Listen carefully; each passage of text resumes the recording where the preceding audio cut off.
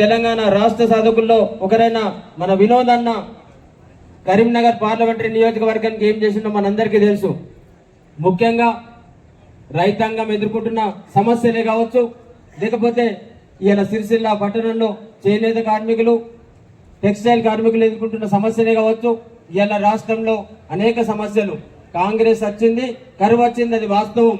ఎవరు వద్దన్నా, ఎవరు నిజమన్నా అబద్ధమన్నా కానీ మన కళ్ళ కట్టినట్టుగా కనిపిస్తా ఉంది. ఇలా నిన్న కరీంనగర్ నుంచి మనం సిరిసిల్ల రూపంలో 15,000 ఇస్తామన్నాడు. అట్లాగే ప్రతి క్వింటాల్కు 500 రూపాయలు బోనస్ ఇస్తా అన్నాడు, ఏ పంట అయినా కానీ. అట్లాగే ఇలా రైతు బంధు ఏ ఒక్క రైతుకు కూడా పూర్తిగా రాలేదు. ఇలా కరెంటు కూడా నిరంతర విద్యుత్ ఇస్తా అన్నాడు, ఇలా కరెంటు వస్తుంది పోతుంది. ఇలా అనేక సమస్యలు.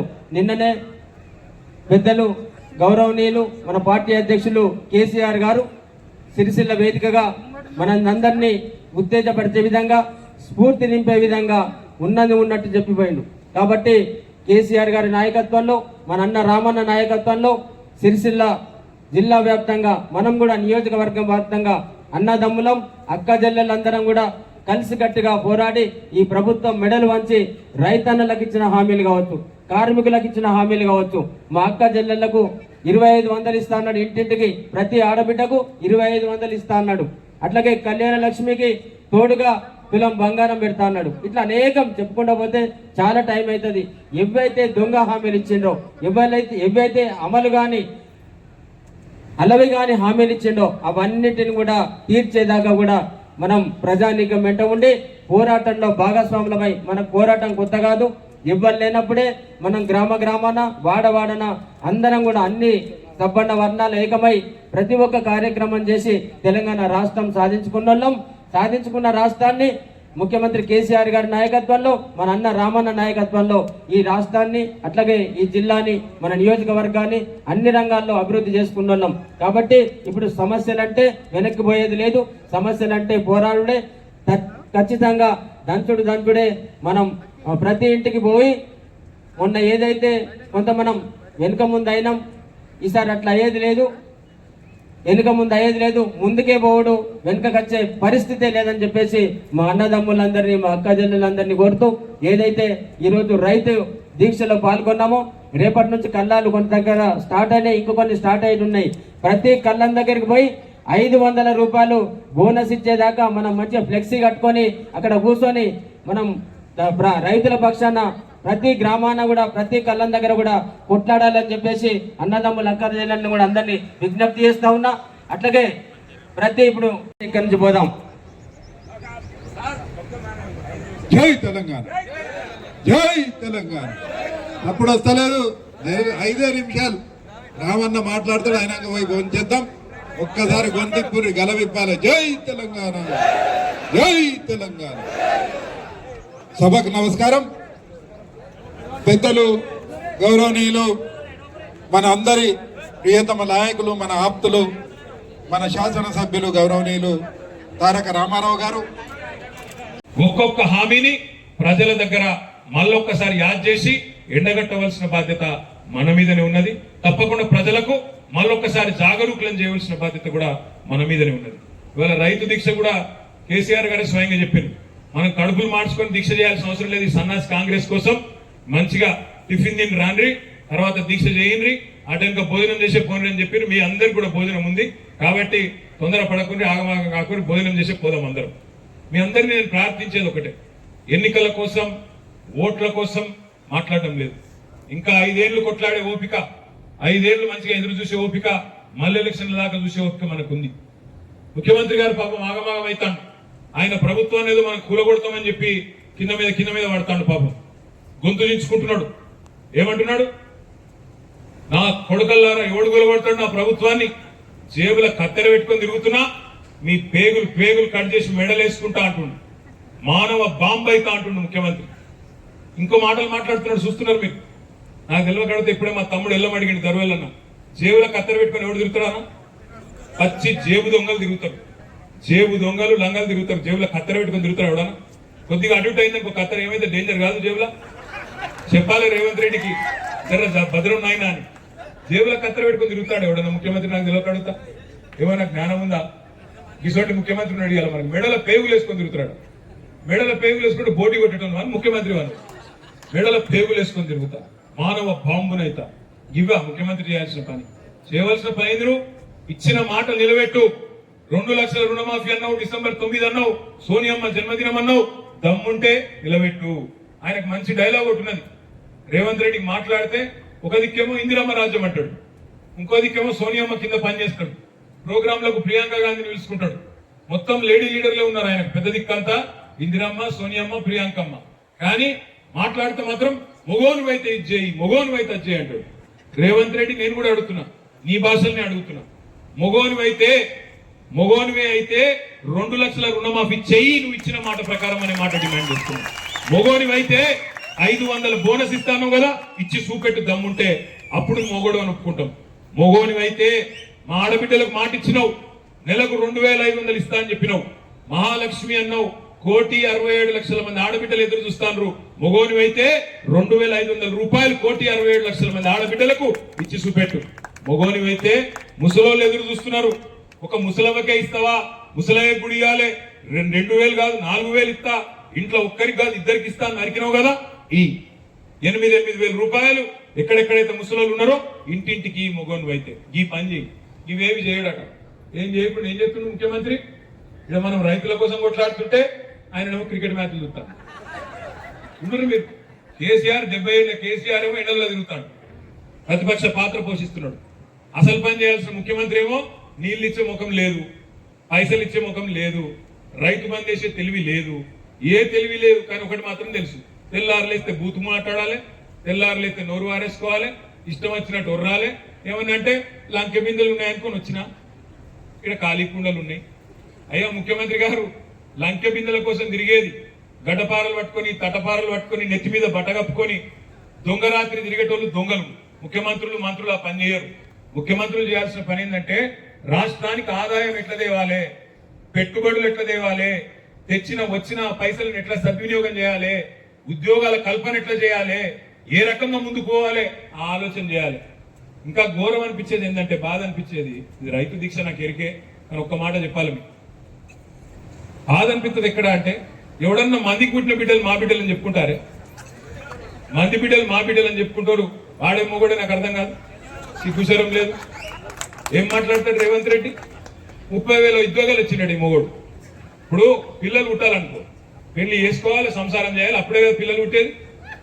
అంటే ఉద్యోగం ఇవ్వాలనుకో ఉద్యోగాలు ఇచ్చినా అని చెప్తున్నావు మరి ఉద్యోగం ఇవ్వాలంటే ముందు నోటిఫికేషన్ ఇవ్వాలి తర్వాత పరీక్ష పెట్టాలి అటెన్కనే కదా నువ్వు కాల్ లెటర్లు కాగితాలు ఇచ్చేది అవి ఏవి చేయలేదట రేవంత్ రెడ్డి గారు కానీ ఉద్యోగాలు మాత్రం 30,000 ఇచ్చిండట మందికి పుట్టిన బిడ్డలు మా బిడ్డలు అని చెప్పుకునే సిగ్గులేని వాళ్ళు ఆయనేమో కూడా నాకు అర్థం కాక తెలియకడతా ఇట్లాంటి వాళ్ళు ఇవాళ మాట్లాడుతున్నాడు 30,000 ఉద్యోగాలు ఇచ్చిండట ఎక్కడికెళ్ళి ఇచ్చినావు 30,000 ఉద్యోగాలు నోటిఫికేషన్లు ఇచ్చినావా నువ్వు వచ్చినాక ఇచ్చిన నోటిఫికేషన్లు ఎన్ని ఒకటి కూడా లేదు ఒక గ్రూప్ అనేది ఇచ్చినట్టున్నాడు అది కూడా 1000 ఉద్యోగాలు అనుకుంటా 30,000 ఉద్యోగాలు ఇచ్చినా అని చెప్తాడు కేసీఆర్ గారు ఇచ్చిన ఉద్యోగాలకు నువ్వు కాగితాలు ఇచ్చుకుంటా ఇలా వచ్చి నేనిచ్చిన మోసం నడవది రేవంత్ రెడ్డి 2 లక్షల రుణమాఫీ అన్నావు సంవత్సరానికి 2 లక్షల ఉద్యోగాలు ఇస్తా అన్నావు ఈ 30,000 తీసేసే 2 లక్షల ఉద్యోగాలు ఇయ్యాలే లేకపోతే ఊకోము తెలంగాణ యువత తెలంగాణ విద్యార్థుల తరఫున కూడా మేమే నడుము బిగిస్తాం మేమే కొట్లాడతామనే మాట కూడా నేను విజ్ఞప్తి చేస్తా ఉన్నా నిన్న కేసీఆర్ గారు ఇంకొక మాట కూడా చెప్పింది ఇక్కడ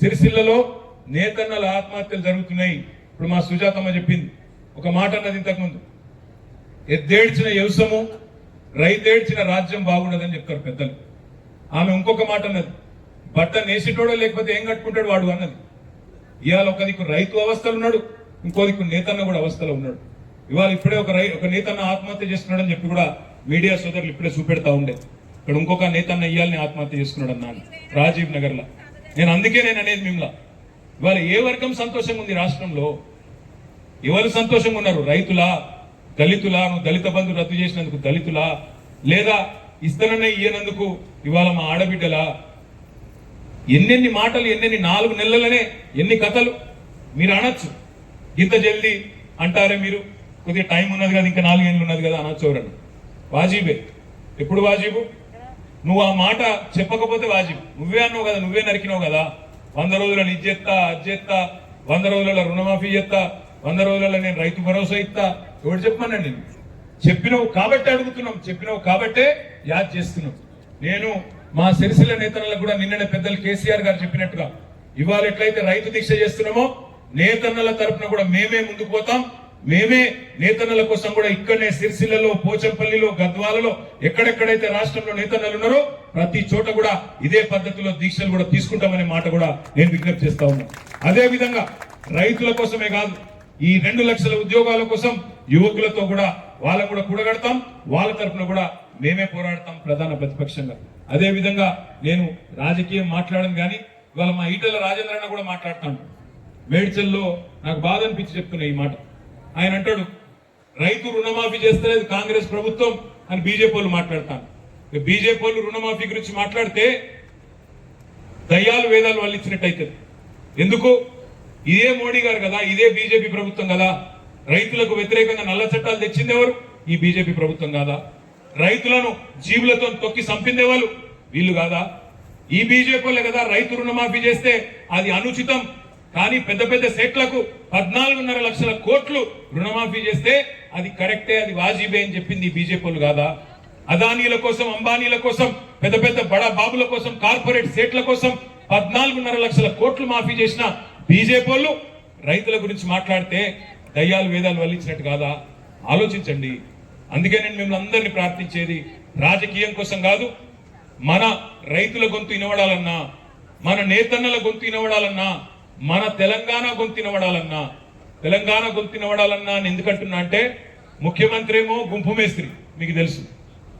ముఖ్యమంత్రి ఏమో గుంపు మేస్త్రి, ప్రధానమంత్రి ఏమో తాపీ మేస్త్రి. ఇద్దరు కలిసి తెలంగాణకు సమాధి కట్టాలన్న చక్కర్లు ఉన్నారు.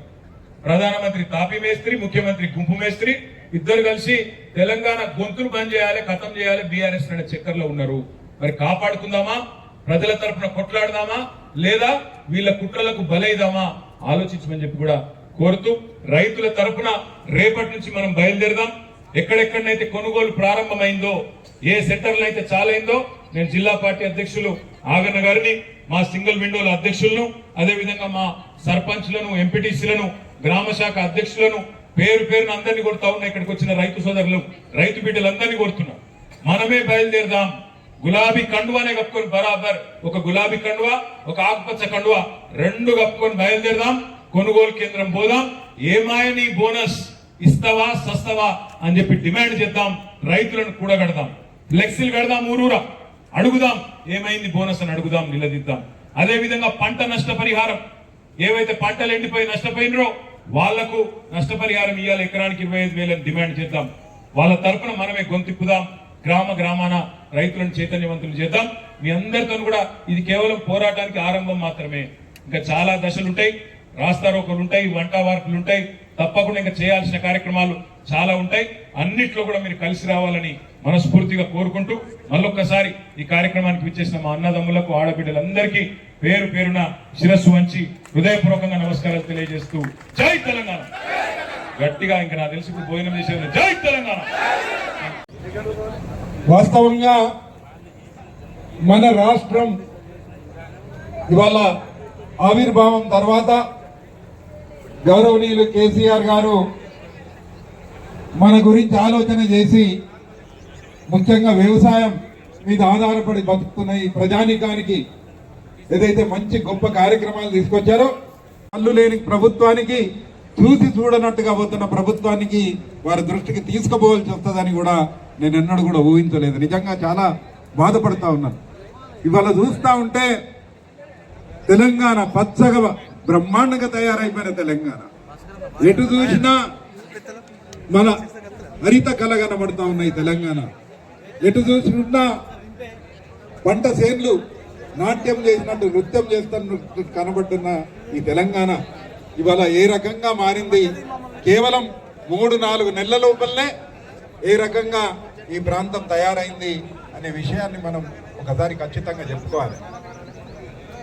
దాదాపు 70% మంది వ్యవసాయం మీద ఆధారపడి బతికే జీవులు మనం చూస్తా ఉన్నాం.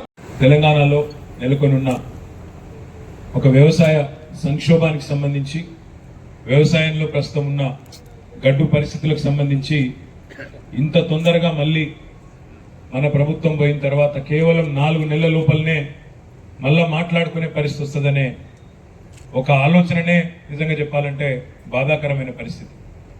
మన పార్టీ అధ్యక్షులు పెద్దలు కేసీఆర్ గారు ఈ 7-10 వయసులో తనకు ఆరోగ్యం బాగాలేకపోయినా బయట ఎర్రటి ఎండలున్నా ఇవాళ ఒక దిక్కు జనగామ జిల్లా, సూర్యాపేట జిల్లా, నల్లగొండ జిల్లా, నిన్న కరీంనగర్ జిల్లా, రాజన్న సిరిసిల్ల జిల్లాకు ఈ వయసులో కూడా 5 జిల్లాలకు పోయి తాను స్వయంగా రైతులను కలిసి నేనున్నా మీకోసం అని ధైర్యం ఇస్తే మరి వారి బాటలో ఇవాళ మనందరం కూడా రాష్ట్రంలోని అన్ని శాసనసభ నియోజకవర్గాల్లో వేల సంఖ్యలో ఎక్కడికక్కడ మన గులాబీ దండు రైతన్నలకు మేము కూడా ఉన్నాం, ఈ ప్రభుత్వం మెడలు వంచుతామని చెప్పి ఈరోజు బ్రహ్మాండంగా అన్ని నియోజకవర్గాల్లో కూడా దీక్షలు చేస్తున్న మా బీఆర్ఎస్ పార్టీ గులాబీ దండు మొత్తానికి నా శిరస్సు వంచి హృదయపూర్వకంగా మీ అందరికీ ధన్యవాదాలు. నిన్నగాక మొన్న నేను వికారాబాద్ పోయింది. వికారాబాద్ పోతే అక్కడ మీటింగ్కి కొద్ది టైం ఉంది, కొద్దిసేపు ఆగుండ్రి అంటే ఒక ఛాయ్ హోటల్ కాడ కూర్చున్నాం. ఛాయ్ హోటల్ కాడ కూర్చుంటే అక్కడ ఒక పెద్ద మనిషి కలిసిండు, లక్ష్మయ్య అని ఒక రైతు. ఉదయాన్నే మాట్లాడుకుంటూ కూర్చున్నాం కొద్దిసేపు. ఇప్పుడు మన రాములన్న మాట్లాడినట్టే ఆయన కూడా అన్ని కుల్లం కుల్లా చెప్పిండు. ఏం లక్ష్మయ్య మొదల ఓటు ఎక్కడేసినావు అన్న అని అడిగిన నేను. నిజం చెప్పమంటావా అన్నాడు. నిజమే చెప్పు అన్న. ఆడ ఓడిపోయినాం మనం వికారాబాద్లో. నాకు ముందే అనుమానం ఉండే, నేను కాంగ్రెస్కి ఓటేసిన అన్నాడు. మరి ఏమైంది, కాంగ్రెస్ ఓటేసినావు కదా, ఏమైంది, ఎందుకు వేసినావు అని అడిగిన. ఎందుకు వేసినావు ఏమున్నది, 15,000 ఇస్తా అన్నాడు, కౌలు రైతులకు సాయం చేస్తా అన్నాడు. కేసీఆర్ 10,000 అంటే నేను 15,000 అన్నాడు. నాకు అన్నిటికన్నా బాగా నచ్చింది ఏంటంటే 2 లక్షల రుణం మాఫీ చేస్తా అన్నాడు, తెచ్చుకోమన్నాడు. ఇవన్నీ నమ్మి ఓటేసిన అన్నాడు. మా ఇంట్లో ముసలిదానికి కూడా 4,000 ఇస్తా అన్నాడు. ఇవన్నీ ఇన్నాక నిజమేనేమో అనుకోని మీకు 2 సార్లు ఇచ్చిన కదా ఓటు, వికారాబాద్లో 2 సార్లు మీకే వేసిన, ఈ ఒక్క తాప వేరే వాళ్ళకి ఎత్తే ఏమవుతుందని చెప్పి ఆయనకి వేసిన అన్నాడు. మరి ఏమైంది లక్ష్మణ ఇప్పుడు అన్నా. ఏమైంది ఏమున్నది, మొన్న దరఖాస్తు పెట్టమన్నారు, పెట్టినాక దరఖాస్తు పెట్టినాక ఇక ఇగస్తుంది అని ఎదురు చూసినా, ఇక వారం 10 రోజులు నెల రోజులు చూసినాక ఇక ఆఖరికి ఉండబట్టలేకపోయి మన ఎంపీడీఓ ఆఫీస్కి పోయినా. ఎంపీడీఓ ఆఫీస్కి పోయి ఏమైనా దరఖాస్తు అని పెట్టినా అన్నాడు. మరి ఏమైంది అన్న. ఆ ఎంపీడీఓ గారు నాకు ఏం చెప్పిందంటే, ఇగో లక్ష్మయ్య గారు, మీరు రేవంత్ రెడ్డి గారు 10,000 కాదు 15,000 ఇస్తానని చెప్పి మీరు ఓటేసిన అన్నారు. మీకు 2 లక్షల రుణమాఫీ అని ఓటేసిన అన్నారు. 500 బోనస్ అనుకొని ఓటేసిన అన్నారు. ఇక అవన్నీ అయ్యే వరకు టైం పడుతుంది. కానీ ఇప్పుడు నీకోసం రేవంత్ రెడ్డి గారు బయట ఒక బ్రహ్మాండమైన బర్రెను, ఆడ బయట ఆఫీసులు ఉన్నది, నీకోసమే పంపించిండు, తీసుకుపో అని చెప్పిండు అన్నాడు. నేను సంతోషంగా సరే రుణమాఫీ కాకపోతే ఏంది, మంచిగా నాకు 15,000 రాకపోతే ఏంది, బోనస్ రాకపోతే ఏంది, కనీసం మంచి బర్రెనైతే వచ్చిందని చెప్పి ఆ బర్రెని తీసుకున్నా. బయట రాగానే బర్రె కనబడ్డది, దాన్ని పట్టుకొని తీసుకొని ఇంటికి తీసుకుపోయినా అని చెప్పిండు.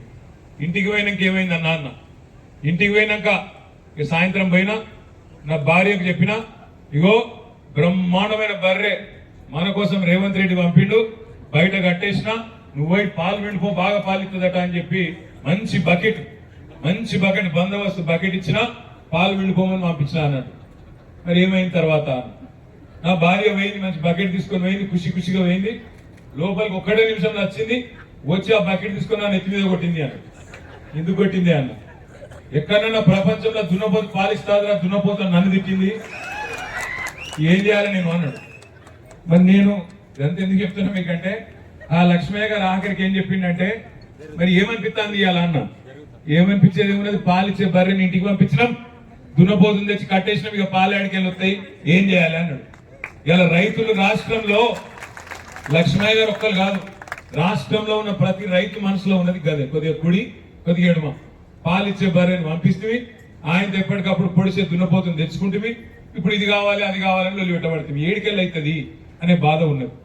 చాలా మంది రైతులు కాకపోతే ఏంటంటే ఊళ్ళల్లో కాంగ్రెస్ కోటేసిన వాళ్ళు తేలుగుట్టే దొంగలకి ఇక చెప్పుకోలేక బాధపడతారు. బయట ఏదో అందం అంటే బాధ చెప్పుకుంటే ఇజ్జత్ పోతే, చెప్పుకోకపోతే మానం పోతుంది. అట్లున్నది కథ.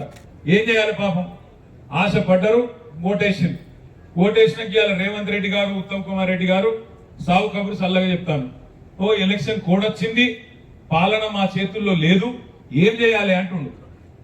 ఎవడన్నా ముఖ్యమంత్రి పాలన నా చేతుల్లో లేదని చెప్తాడా? ప్రపంచంలో ఎక్కడైనా ఎలక్షన్లు వస్తాయి పోతాయి, ముఖ్యమంత్రి నువ్వే, ప్రభుత్వం నీదే. ఒక ప్రభుత్వ అధినేత పాలన నా చేతుల్లో లేదు, ఎలక్షన్ కమిషన్ చేతుల్లో ఉందని చెప్తాడు ఎవడన్నా? అయినా మాకు తెలియకడుగుతారు, రేవంత్ రెడ్డి గారు నీకు నిజంగా చిత్తశుద్ధి ఉంటే, నీ ప్రభుత్వానికి చిత్తశుద్ధి ఉంటే మేము డిమాండ్ చేస్తున్నాం. నిన్ననే మా పార్టీ అధ్యక్షులు తెలంగాణ తొలి ముఖ్యమంత్రి కేసీఆర్ గారు డిమాండ్ చేసిండ్రు, మేము కూడా ఇవాళ ప్రతి నియోజకవర్గం నుంచి చేస్తున్నాం. నీ ప్రభుత్వానికి చిత్తశుద్ధి ఉంటే రైతులకు స్పష్టంగా చెప్పు. 500 బోనస్ విషయం అడిగితే అది బోగస్ ముచ్చటనా నిజమా అని ఇవాళ మేము అడిగితే ఎలక్షన్ కోడ్ వచ్చింది అని చెప్పి ఇవాళ కుంటిసాపులు చెప్తున్నావు. ఎలక్షన్ కోడ్ రాకముందే మేము అడిగినాం, నీకు చిత్తశుద్ధి ఉంటే జీవోది అన్నాం, కానీ నువ్వు తప్పించుకునే ప్రయత్నం చేసినావు. ఇవాళ ఇప్పటికైనా నీకు చిత్తశుద్ధి ఉంటే రేవంత్ రెడ్డి గారు మీరు వెంటనే ఎన్నికల కమిషన్ ఉత్తరం రాయండి. మేము మీలే కాపం. మీరు ఆనాడు అసెంబ్లీ ఎన్నికలప్పుడు మేము రైతు బంధిస్తుంటే మీరు ఉత్తరం రాసి ఆపిరు. అయ్యో ఇప్పుడు వేస్తే కేసీఆర్ కోట్లు పడతాయి, ఇప్పుడు ఏనియద్దు రైతు బంధు అని చెప్పి నీ పార్టీ ఆ రోజు ఎన్నికల కమిషన్ కి చెప్పి రైతు బంధును అడ్డుకున్నది. మేము నీలాగా తిరిగి పనులు చేయం, మీలాగా పిచ్చి పనులు చేయం. నువ్వు రైతులకు ఇవ్వాలా, నిజంగా నీకు చిత్తశుద్ధి ఉంటే నీ ప్రభుత్వానికి ఎన్నికల కమిషన్ ఉత్తరం రాయి. ఏమని రాయి? మేము 500 బోనస్ ఇయ్యదలుచుకున్నాం. తెలంగాణలో ఇప్పటికే పంట నష్టం జరిగింది, కొన్ని దగ్గర రాళ్ల వానలు పడ్డాయి, వాటి వల్ల ఇప్పటికే రైతులు అవస్థలు ఉన్నారు. కాబట్టి అవస్థల్లో ఉన్న రైతులను ఆదుకునేందుకు నేను ఇచ్చిన మాట ప్రకారం 500 బోనస్ ఇయ్యదలుచుకున్నా అని చెప్పి ఉత్తరం రాయి. మేము కూడా నీకు అవసరమైతే నీ తరఫున ఎన్నికల కమిషన్ కు బరాబర్ ఇయ్యాలి అని ఉత్తరం రాస్తాం. నీలాగా అడ్డుకోం. దప్పనను ఉత్తరం రాసినాక ఎలక్షన్ కమిషన్ అద్దన్నది అనుకో, ఇప్పుడు మొత్తం లెక్కలు కాంటలు పెట్టినావు కదా, కొనుగోలు కేంద్రాలు చాలు చేసినా చెప్తున్నావు కదా, ప్రతి కొనుగోలు కేంద్రంలో ఏ రైతు ఎంత అమ్మిండో, ఏ రైతు ఎంత జోకిండో లెక్కలు రాసుకో. వ్యవసాయ అధికారులకు చెప్పు, రాపించి ఎన్నికలైన తెల్లారి మే 13 తెల్లారి ఒక్కొక్క రైతుకు నువ్వు ఎంతైతే బాకీనో కింటాలకు ఆ మొత్తం పైసలు కూడా ఇయ్యాలి అనే మాట కూడా ఈ వేదిక ద్వారా మేము డిమాండ్ చేస్తున్నాం. ఇంకొక మాట కూడా నేను మీకు విజ్ఞప్తి చేస్తున్నా సోదరులారా. సరే మోసపోయినరు, ఇబ్బంది పడ్డారు. నిన్న సార్ ఒక మాట అన్నాడు కేసీఆర్ గారు, ఆ ఒక్క విషయం దయచేసి మనసుకి ఎక్కించుకోండి. ఇవాళ మంత్రులు మాట్లాడుతుంటే, ముఖ్యమంత్రి మాట్లాడుతుంటే తెలివి ఉండి మాట్లాడుతుండ్రా, తెలివి తక్కువతనంతో మాట్లాడుతుండ్రా అర్థమైతలేదు. మన జిల్లా మంత్రి శ్రీధర్ బాబు మాట్లాడతాడు. ఆయన అంటాడు వర్షాలు పడకపోతే కూడా మమ్మల్నే తిడతారా అని మాట్లాడుతుండు శ్రీధర్ బాబు. వర్షాలు పడలేదా? శ్రీధర్ బాబు గారు ఎక్కువ కాలం కాలే, పోయిన సంవత్సరం వర్షకాలంలో మొత్తం రాష్ట్రంలో 14% సాధారణం కంటే 14% ఎక్కువ వర్షాలు పడ్డాయి. ఎవరో కాదు, ఇదే శ్రీధర్ బాబు గారు మంత్రిలో ఎక్కువ వర్షపాతం పడి కొన్ని చోట పంటలు మునిగిపోతే ఈయననే తిరిగిండు. ఆ రోజు వర్షకాలంలో తిరిగి పంటలు నష్టపోయిన వాళ్లకు నష్టపరిహారం ఇవ్వాలని ఇదే శ్రీధర్ బాబు మాట్లాడాడు. ఇలా అదే శ్రీధర్ బాబు ఏమంటాడు, ఆ రోజు ఎక్కువ వర్షాలు పడ్డాయి, పంటలు మునిగినాయని లొల్లి పెట్టిన శ్రీధర్ బాబు గారు ఇవాళ మాట్లాడుతున్నాడు వర్షాలు పడకపోతే మమ్మల్ని తిడతారా, కరువు వస్తే మమ్మల్ని తిడతారా అని మాట్లాడుతున్నాడు. నిన్న సార్ ఒక మాట చెప్పిండు కేసీఆర్, దయచేసి ఒక్క ముచ్చట మనసుకు మంచిగా ఎక్కించుకోండి, 10 మందికి చెప్పండి. ఇది నిజంగా చెప్తున్నాం, మేము ఏదో రాజకీయం కోసం కాదు. ఇది కాలం తెచ్చిన కరువు కాదు, ఇది కాలం తెచ్చిన కరువు కాదు, ఇది కాంగ్రెస్ తెచ్చిన కరువు. ఎందుకంటున్నా ఈ మాట అంటే ఒకసారి యాద్ చేసుకోండి. పోయిన వర్షకాలంలోనేమో వర్షాలు మంచిగానే పడ్డాయి, చెరువులు నిండినాయి, ప్రాజెక్టులు నిండినాయి. మనం అధికారంలోకి దిగిపోయినాడు అన్ని సుభిక్షంగానే వాళ్ళ చేతులు అప్పచెప్పిపోయినాం. 7,000 కోట్ల రూపాయలు రైతు బంధు కోసం కూడా జమ చేసి మళ్ళా మనం రాగానే డిసెంబర్ 3 రోజు వెంటనే ఇయ్యాలని చెప్పి అనుకొని పైసలు కూడా జమ చేసి పెట్టిపోయినాం. చెరువులు నిండనే ఉండే, ఖజానా నిండనే ఉండే. ఈ లోపల మనం ఓడిపోయినాం అనుకోకుండా వీళ్ళు వచ్చి కూర్చున్నారు. ఏం జరిగింది తర్వాత? ఏం జరిగింది అంటే మనం మొత్తం గోదావరి బేసిన్లు ఉంటాం. మన ప్రాంతం, మన సిరిసిల్ల గాని కరీంనగర్ గాని మొత్తం గోదావరి బేసిన్లు ఉంటుంది. మీ అందరికి మొన్న చెప్పిన మళ్ళీ చెప్తున్నాం, మన రాష్ట్రం ఎట్లుంటది అంటే భౌగోళికంగా చూస్తే ఇట్లా గుడిసె లెక్క ఉంటుంది. మన రాష్ట్రము గుడిసె లెక్క ఉంటుంది. ఈ గుడిసె దిక్కు ఒక కిందికేమో ఒక బందుకు కిందికెళ్ళి గోదావరి వారుతుంది, ఇంకో బంధు కిందికెళ్ళి కృష్ణా నది వారుతుంది, మధ్యలో ఇట్లా మొత్తం తెలంగాణ భౌగోళికంగా ఉంటుంది. అయితే ఒక బంధుకెళ్ళి ఏదైతే గోదావరి వారుతుందో 80 మీటర్లు 90 మీటర్ల కాడికి గోదావరి వారుతుంది. ఇటు కృష్ణనేమో 100, 110, 120 మీటర్ల మీద, అంటే మీద అంటే సముద్ర మట్టానికి మీద. ఎందుకంటే నీళ్ళన్నీ చుక్క ఏమైతే మీకు తెలుసు, వర్షం పడుతుంది, చెరువులు నిండుతాయి, చెరువులు వాగులకు వెళ్ళి మళ్ళా నదులకు వెళ్ళి కిందికి సముద్రంలో పోతాయి. సముద్ర మట్టం మీదకి వెళ్ళి చూస్తారు, అందుకే ఎవరు ఎక్కడ ఉన్నారో అనేది. మన సిరిసిల్ల తీసుకుంటే 350 మీటర్ల మీద ఉంటాం మనం, హైదరాబాదు 535 మీటర్ల మీద ఉంటుంది, గజ్వేలు 600 మీటర్ల కాడు ఉంటుంది. అంటే ఇట్లా ఒక్కొక్క దగ్గర ఎత్తు పల్లాలు రకరకాలుగా ఉంటాయి. అందుకే ఇవాళ మాచారెట్ల వాన పడితే ఆడ పలంచమని ఇక్కడ వాగు వంగితే, పలంచ వాగు వంగితే ఆ నీళ్లు మానేర్లకు వస్తాయి, మానేర్లకి వెళ్ళి కిందికి వస్తాయి. అటు కుడెల్లి వంగినా దుబ్బాక దిక్కు ఆడికెళ్ళి కూడా నీళ్లు మానేర్లకే వస్తాయి, మీకు ఎరికే, ఎందుకంటే కిందికి వస్తాయి నీళ్లు. అట్లా మళ్ళీ ఈ మానేరు పోయి కింద 100-160 కిలోమీటర్లు వారి కింద పోయి గోదావరిలో అక్కడ అన్నారం కాడ మన మంత్రి నియోజకవర్గంలో గోదావరిలో కలుస్తుంది. ఆ గోదావరిలో కలిసినాక కిందికి మళ్ళీ పోయి అక్కడ ఆంధ్రాలో పోయి సముద్రం కాడ కలుస్తుంది. ఇదంతా ఎందుకు చెప్తున్నా అంటే, కేసీఆర్ గారు ముఖ్యమంత్రి అయినాక మన భౌగోళిక పరిస్థితి తెలుసు కాబట్టి, ఇప్పుడు మన సిరిసిల్లకు నీళ్లు రావాలి, ఎక్కడనో ఇడిచిపెట్టురుగా మన ఏంలాడకు, మన సిరిసిల్లకు, మన ఇల్లంతకుంటకు, మన కాడికి నీళ్లు రావాలి. ఎట్లా రావాలి మరి? మనం 350 మీటర్ల మీద ఉన్నాం, గోదావరి ఏమో 80 మీటర్ల కాడ, 90 మీటర్ల కాడ కింద 100-150 కిలోమీటర్ల కింద ఉన్నది. ఎట్లా చేయాలి మరి? ఎట్లా చేయాలంటే ఆడ మొదలు అడ్డుకట్ట కట్టి, ఒక ఆనకట్ట కట్టి, బ్యారాజ్ కట్టి నది మీద ఆడికెళ్ళి నీళ్లు పంపుల ద్వారా ఎక్కియాలి, పైకి పైకి తీసుకురావాలి. అందుకే కాళేశ్వరం అనే ప్రాజెక్టు మేడిగడ్డ దగ్గర ఒక బ్యారేజీ, అన్నారం దగ్గర ఇంకో బ్యారేజీ, సుందిళ్ళ దగ్గర ఇంకో బ్యారేజీ, పైన ఎల్లంపల్లి బ్యారేజీ.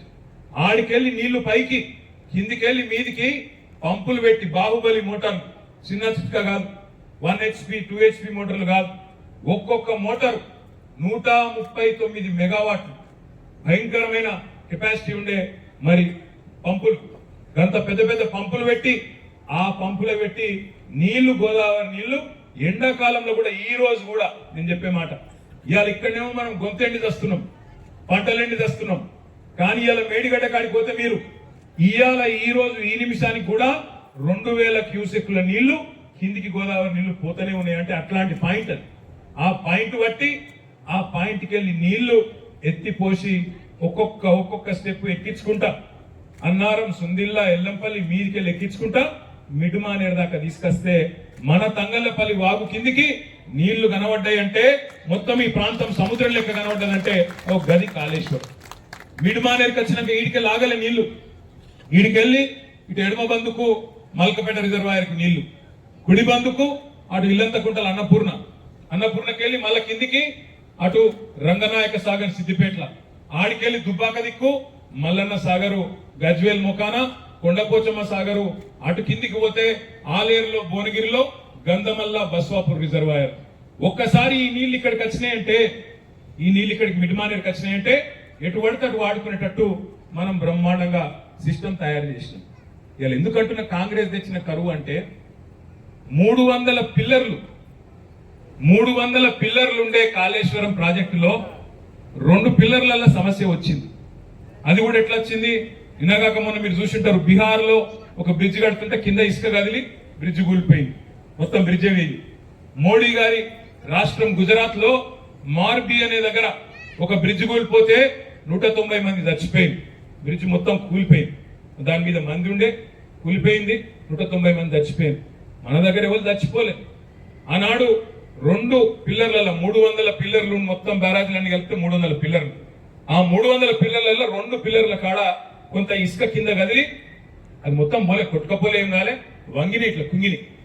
దాన్ని పట్టుకొని ఈ కాంగ్రెస్ వాళ్ళు ఈ 3-4 నెలల్లో ఎట్లన్నా కేసీఆర్ ను బదనాం చేయాలి, మేడిగడ్డ కాడ సమస్య వచ్చిందని చెప్పి గోదావరి నీళ్లు పైకి తీసుకురావద్దు, తీసుకొస్తే మళ్ళా కాళేశ్వరం నడుస్తుందనే విషయం ప్రజలకు తెలుస్తుంది, కేసీఆర్ పేరు వస్తుంది, కేసీఆర్ ను తిట్టాలి, బదనాం చేయాలి, పంటలు ఎండాలి, పంటలు ఎండితే రైతులు కూడా కడుపు మండి కేసీఆర్ నే తిట్టాలి, మళ్ళా పంటలు ఎండితే మనం కూడా కొనే అవసరం లేదు, బోనస్ ఇచ్చే అవసరం లేదు, రైతులు చచ్చినా మాకు పర్వాలేదు కానీ రాజకీయమే ముఖ్యమని చెప్పి ఇవాళ కాంగ్రెస్ ఓడు కక్షగట్టి కాళేశ్వరం కొట్టుకుపోయింది అని చెప్పి దిక్కుమాల ప్రచారం చేశారు. యూట్యూబ్లల్లా వాట్సాప్లల్లా కొంతమంది చదువు రానోడు చదువుకున్నోడు 5వ తరగతి 4వ తరగతి ఫెయిల్ అయినోడు కూడా ఇలా ఒడిపడితే వాడే చెప్తాను యూట్యూబ్లలో ఏమని కొట్టుకుపోయింది కాళేశ్వరం, కేసీఆర్ మొత్తం తినేసిండు, 1,00,000 కోట్లు దొబ్బిండు అని ఇక్కడ వీడోర్రా కుక్కోలే అక్కడ వాడోర్రా యూట్యూబ్లో చూసి మనమేమనుకున్నాం, చూసిన వాళ్ళందరూ కూడా అవో ఏమో జరిగింది ఇలా అందుకే మన వాళ్ళు మాట్లాడతలేరు. మనం ఏంటంటే నిజం నిలకడ మీద తెలుస్తుంది తొందర అనుకున్నాం. మరి కొట్టుకపోయింది అన్న కాళేశ్వరంలో మొన్న కేసీఆర్ గారు కాలు బయటికి పెట్టంగానే గాయత్రి పంప్ హౌస్ ఎట్లా చాలైంది, నంది పంప్ హౌస్ ఎట్లా చాలైంది, మన చొప్పదండికి నీళ్లు ఉరుక్కుంటే ఎట్లా వచ్చినాయి ఆలోచించమని చెప్పి నేను కోరుతున్నా. ఈ లంగలు దొంగలు యూట్యూబ్ లో మాట్లాడే చిల్లరగాళ్ళు వీళ్ళ మాటలు కాదు మనం నమ్మవలసింది. కళ్ళెదురుగా కనబడుతున్న వాస్తవాలు చూడాలి, వాస్తవాలు నమ్మాలి, వాస్తవాలు ఆలోచన చేయాలి.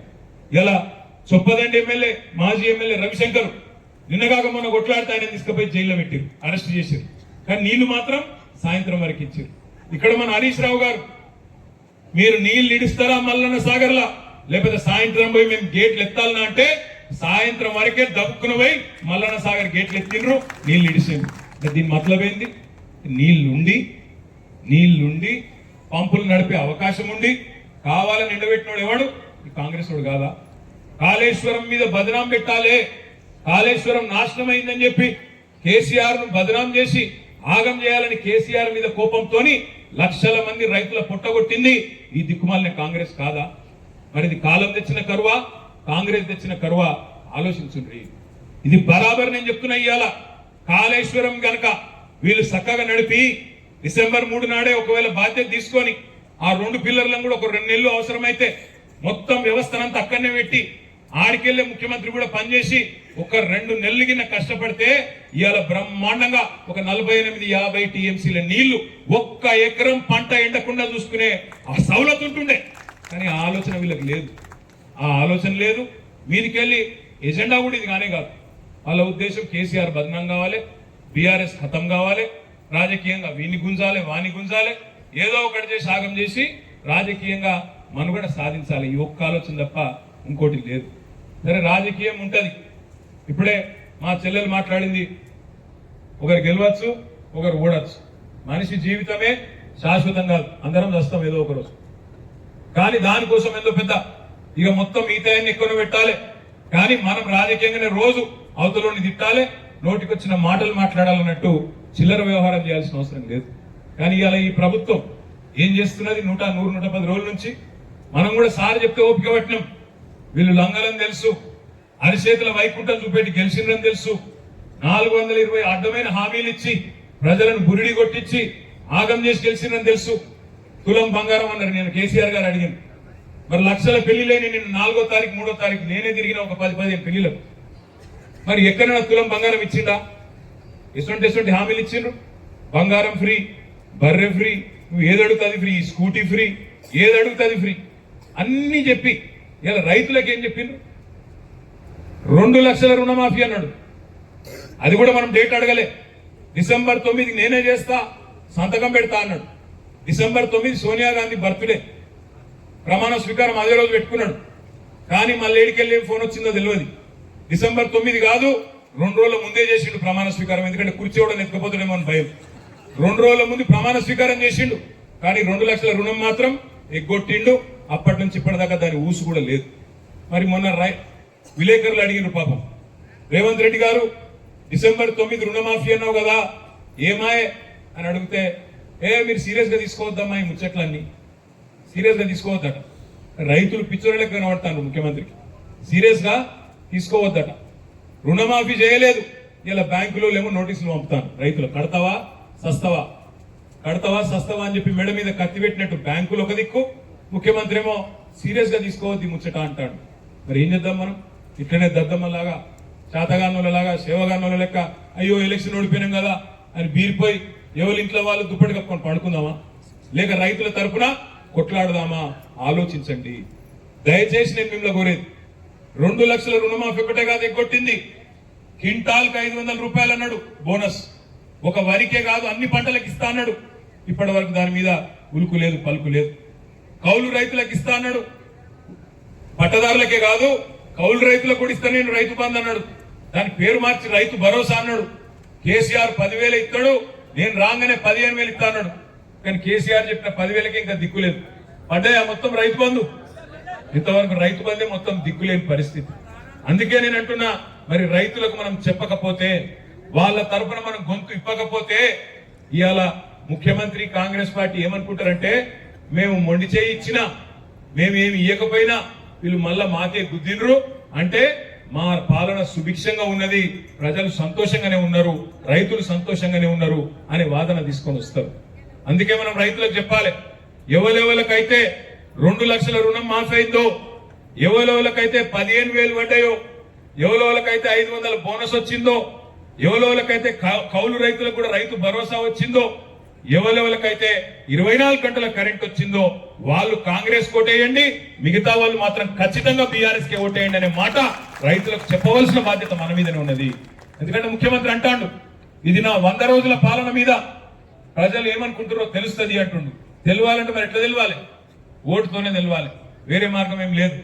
సంపూర్ణ చెప్పింది, ఎంత బాగా చెప్పింది. మా అందరికంటే ఈ వేదిక మీద కూర్చున్న మా నాయకులందరికంటే మా నాయకురాలే బ్రహ్మాండంగా మాట్లాడేది. కానీ అనుకోకుండా ఇంకో విషయం కూడా చెప్పింది, నేను పట్నం పిల్లను కానీ కావాలని పల్లెటూరు పిల్లగాని చేసుకున్నాను కూడా చెప్పింది. బాలరాజు ఏడున్నాడు? ఉన్నాడా లేదా? ఉన్నాడా? నో బాలరాజు. నేనేమంటున్నా అంటే, వాళ్ళ సావిత్రి మాట్లాడినా, సంపూర్ణ మాట్లాడినా, బైరు సుజాతక్క మాట్లాడినా ఏం చెప్పిండ్రు వాళ్ళు? మన లెక్క గంటలు గంటలు మాట్లాడకపోవచ్చు, ముచ్చట సాఫ్ సీదా చెప్పింది. ఏమన్నారు?